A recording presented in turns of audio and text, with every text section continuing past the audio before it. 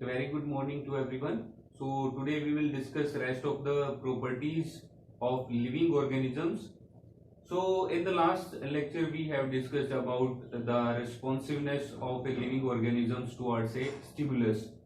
हमने last property में ये डिस्कस किया था कि कोई भी जो लिविंग ऑर्गेनिज्म है उसके सराउंडिंग अगर कोई चेंज होता है तो वो उसके कोरस्पॉन्डिंग रिस्पॉन्स देता है, रिस्पॉन्ड करता है.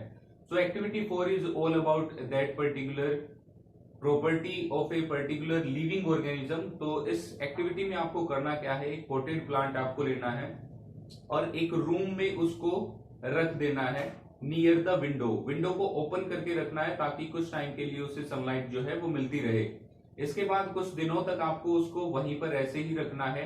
डेली उसको कुछ टाइम तक सनलाइट मिलेगी और after some days you have to check that particular potted plant क्या वो अपराइट ग्रो करता है या फिर उसमें कोई बैंड आपको देखने को मिलता है. You will definitely see a bend towards the window और टुवर्ड्स द सनलाइट. तो आप ये देखोगे कि उस पर्टिकुलर पोटेड प्लांट में आपको एक बैंड देखने को मिलेगा जो टुवर्ड्स सनलाइट होगा. तो इसका मतलब ये है कि जो चेंज उसके आसपास हुआ, जितने टाइम तक उसको सनलाइट मिली, तो उस सनलाइट के कोरस्पॉन्डिंग में उसकी बॉडी के अंदर चेंज हुआ कि वो बैंड हो गया सनलाइट की डायरेक्शन में. तो उसने स्टिमुलस के कोरस्पॉन्डिंग रिस्पॉन्स किया. तो जितने भी आपके लिविंग ऑर्गेनिजम्स होते हैं तो किसी भी स्टिमुलस की कोरस्पॉन्डिंग अपना रिस्पॉन्स देते हैं उनके सराउंडिंग्स में अगर ऐसा होता है तो. So the next property is do all living organisms excrete. क्या जितने भी लिविंग ऑर्गेनिजम्स होते हैं क्या वो एक्सक्रीशन की प्रोसेस को परफॉर्म करते हैं या नहीं करते हैं. सारे के सारे लिविंग ऑर्गेनिजम्स चाहे प्लांट्स हैं या एनिमल्स हैं वो एक्सक्रीशन की प्रोसेस को परफॉर्म करते हैं, ये ट्रू है. तो अगर हम बात करें ह्यूमन बींग्स की तो वो फूड खाते हैं और अपनी बॉडी में फूड को यूटिलाइज करते हैं एनर्जी को प्रोड्यूस करने के लिए. लेकिन जो कंप्लीट फूड उन्होंने खाया है वो पूरा का पूरा यूटिलाइज नहीं होता बॉडी में. उसका कुछ पार्ट जो है वो अनडाइजेस्टेड रह जाता है और उसको रिमूव कर दिया जाता है बॉडी से. तो इसी तरह से प्लांट्स में भी क्या होता है, जो वाटर एंड मिनरल्स वो एब्जॉर्ब करते हैं, जो एक्सेस अमाउंट ऑफ वाटर होता है वो उनकी लीव्स से बाहर निकल जाता है ट्रांसपिरेशन के प्रोसेस के थ्रू. जो एक्स्ट्रा उनकी बॉडी के अंदर वेस्ट प्रोड्यूस होता है, जैसे ऑक्सीजन प्रोड्यूस होती है during the process of photosynthesis, तो वो ऑक्सीजन को भी स्टोमेटा के थ्रू बाहर निकाल देते हैं. हमारी बॉडी के अंदर जो CO2 बनती है जो उसे हम एक्सलेशन के प्रोसेस के दौरान हम बाहर निकाल देते हैं. So the mechanism of the process of excretion may be different but all the living things perform the process of excretion. Now the next property is do all living organisms reproduce. क्या जितने भी आपके living organism हैं वो reproduce करते हैं. तो सबसे पहले तो आपको reproduction का पता होना चाहिए. What do you mean by reproduction? Reproduction is the process by which all living organisms produce organisms of their own kind. Reproduction वो प्रोसेस है जिसमें जितने भी आपके लिविंग ऑर्गेनिज्म हैं वो अपने जैसे दूसरे लिविंग ऑर्गेनिजम्स को प्रोड्यूस करते हैं. अब इसमें भी जो मेथड ऑफ रिप्रोडक्शन है वो हर एक लिविंग ऑर्गेनिजम्स में, चाहे वो प्लांट्स हो या आपके एनिमल्स हो, उनमें डिफरेंट होते हैं. जैसे if we will talk about birds, so they lay eggs.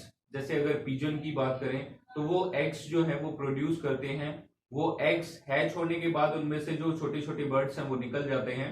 तो वो इस तरह से अपने जैसे दूसरे बर्ड्स को प्रोड्यूस करते हैं. प्लांट्स की अगर बात करें तो प्लांट्स भी अलग अलग तरीके से रिप्रोड्यूस करते हैं. जैसे प्लांट्स हमें प्रोवाइड करते हैं सीड्स. उन सीड्स को अगर दोबारा से ग्रो किया जाए तो वो दोबारा से एक हेल्दी प्लांट में कन्वर्ट हो जाते हैं. उसके अलावा वो अपने स्टेम से, अपनी लीव से और जो डिफरेंट पार्ट्स हैं रूट से, वहां से भी वो रिप्रोड्यूस कर सकते हैं. जैसे फॉर एग्जाम्पल हम एक्टिविटी 5 जो है वो इसी के बारे में हमें बताती है.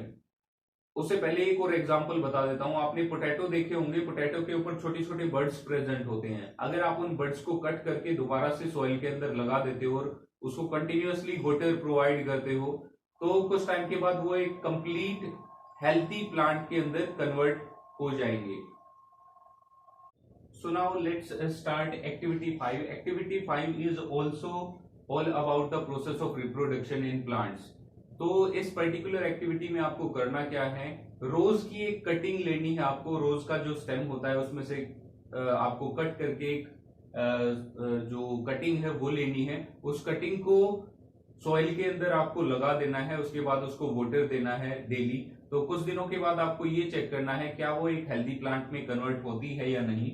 यूजुअली जितने भी आपके रोज होते हैं वो सारे कटिंग से ही जनरेट किए जाते हैं। रोज की कटिंग जो है वो लगाई जाती है और उनसे आपका जो कंप्लीट प्लांट है वो ग्रो कर जाता है।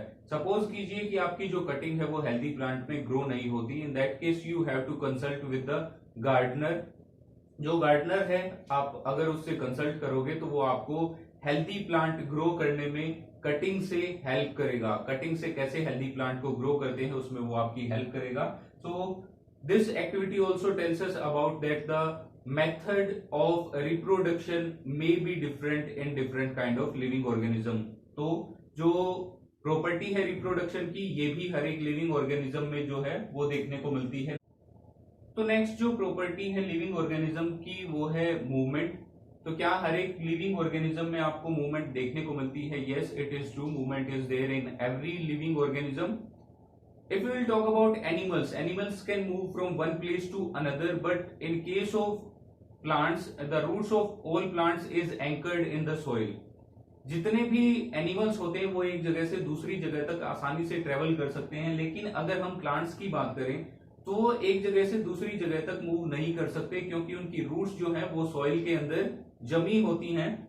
तो फिर प्लांट्स में किस तरह की मूवमेंट आपको देखने को मिलती है? जैसे अगर हम ह्यूमन बॉडी की बात करें तो उसके अंदर जो ब्लड है वो एक जगह से एक पर्टिकुलर ऑर्गन से दूसरे ऑर्गन तक ट्रांसपोर्ट करता रहता है मटेरियल्स को। उसी तरह से जितने भी आपके प्लांट्स हैं उनमें भी आपको इस तरह की मूवमेंट देखने को मिलती है। Water and minerals from the soil are transported through the xylem to the different parts of the plant as well as the carbon dioxide that is taken by the plants from the leaves during the process of photosynthesis, and food is prepared that is also transported to the different part of a plant through a different tissue that is known as phloem that you have already discussed. तो movement जो है वो आपको different living organisms में देखने को मिलती है और ये कॉमन कैरेक्टरिस्टिक है सभी लिविंग ऑर्गेनिज्म की। अब यहाँ पर एक और कैरेक्टरिस्टिक आती है जो सारे लिविंग ऑर्गेनिजम्स में कॉमन होती है। जैसे जितने भी आपके लिविंग ऑर्गेनिज्म हैं वो मरते हैं एक पर्टिकुलर टाइम के बाद। All the living organism die after a certain time. So these are some of the properties that are common in all the living things. Let us recall one by one them also again.